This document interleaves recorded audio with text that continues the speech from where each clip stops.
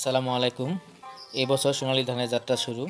আমার সংগ্রহে রাখা আমন ধানের বীজ আজ ড্রাম খুলে বের করে রোদে শুকিয়ে দেওয়া হচ্ছে।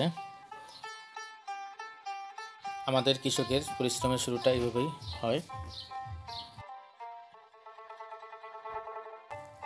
ধানের বীজ ভালোভাবে রোদে শুকিয়ে নেওয়া হচ্ছে,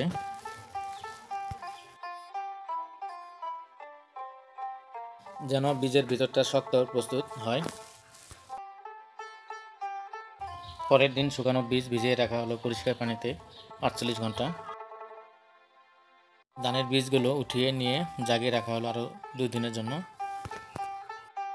আলহামদুলিল্লাহ, ধানের বীজ গজিয়ে উঠেছে ছোট সবুজ অঙ্কুর।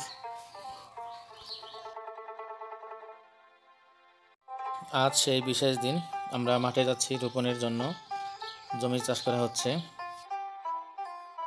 ঠেলা করে ধানের বীজ নিয়ে যাচ্ছি আর আল্লাহর উপর ভরসা। সবাই মিলে শুরু করলাম ধানের বীজ রোপণ।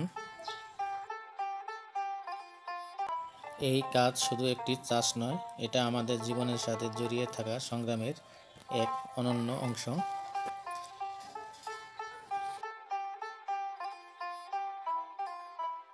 মাটির বুক চিরে যে ঘাম ঝরে, সেখান থেকেই জন্ম নেবে সোনালী ফসল।